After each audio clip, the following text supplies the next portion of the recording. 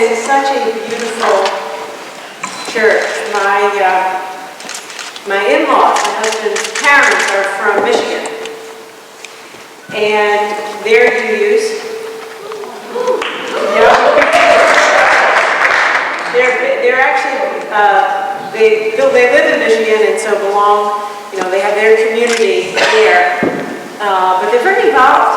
They travel all over the world, and they're very involved in, I guess, like the national UU group. But I think half the reason they love to come here, half of it is to see our kids, and the other half is they come here. Every time they visit, they look forward to being part of this community. And I know why, because it's a very special place. In any event, I thank you very much for having this. We had a great meeting a month or so ago in my office of maybe a dozen faith leaders. And I hope to continue that dialogue.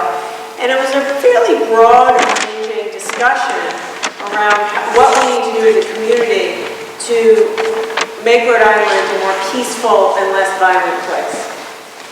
And that includes getting guns out of the hands of people convicted of domestic violence.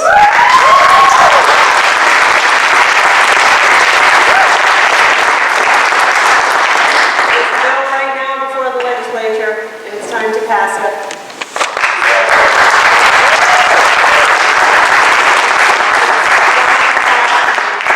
That very common sense and obvious piece of legislation. It also includes, I think, what I would call basic investments in humanity, increasing the minimum wage, expanding the earned income tax credit, investing in schools, investing in nonviolence teaching in schools. And these are all things that I've advocated for since being governor, and in some cases been successful. Although not directly related to violence, it is. Because if you're living in such extreme poverty, or feel that you're living in an unjust economy, that does lead to violence. So I ask you to be with me on those issues too. The legislature put a budget out the other day. They rejected my call for an increase in the minimum wage. They did accept the increase in the earned income tax credit that I proposed, and I was very pleased about that. But there's more to be done. More to be done. I also put a big slug of money in the budget for English language learning when they did accept that. But I want to take the next, how many minutes? 2?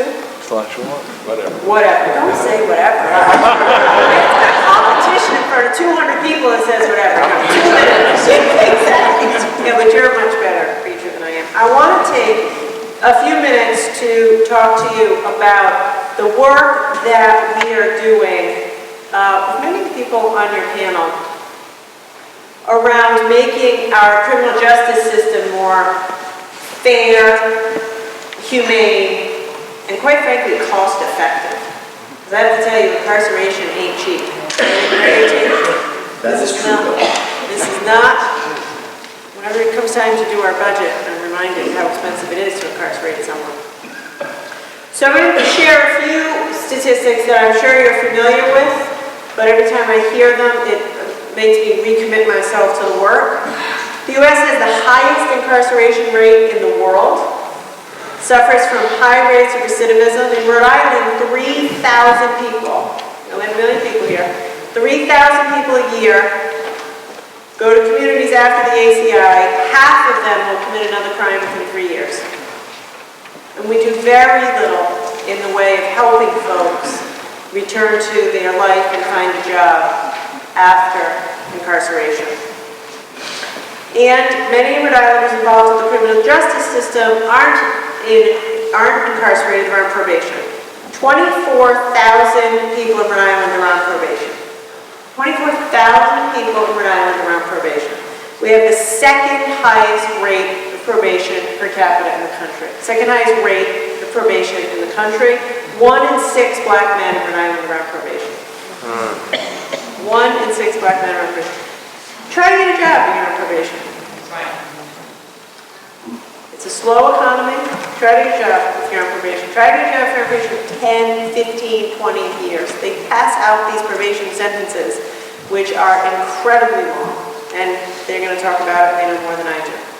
So I thought it was time to do something about this. In June of last year, I issued an executive order, and I created a Justice Reinvestment Working Group. And I brought together leaders, a good deal of leaders from all three branches of government, to work with the Council of State Government's Justice Center to take a hard look at our criminal justice system. Look at the facts. Compare us to other states. What's working, what's not working, how can we invest our money better, get better outcomes, and have a more fair system. And they did a fabulous job. Judge Judy Savage was amazing in that work and a real leader. And they came up with a handful of what I think are common sense solutions. Number one, changing the court rules and legislation to create a process for people to petition to get off of probation. Been on probation for enough time, haven't done anything wrong, let's create a process to give you a chance to get off probation. Second thing is we crafted a half a dozen bills, 6 pieces of legislation that have been introduced to the House and Senate to complement the changes in the court rules, meant to modernize our criminal justice system by providing more options for diversion, better risk assessments of defendants and probationers, and raising the standard of proof for probation violations.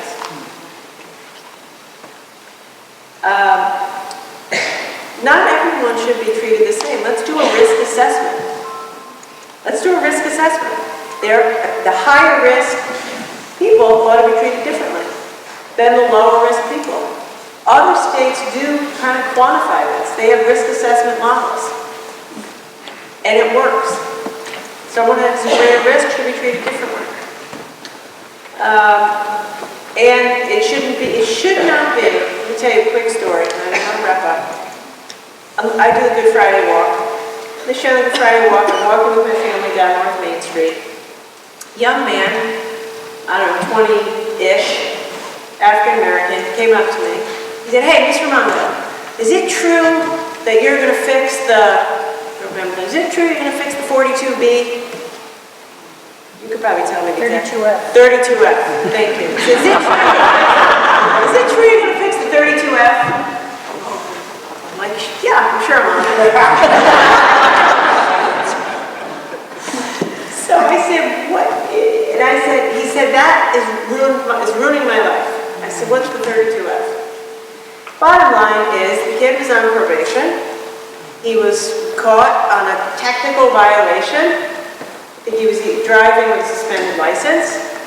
Back in jail for quite some time. It's violation of probation to get back in jail is a lower standard of proof.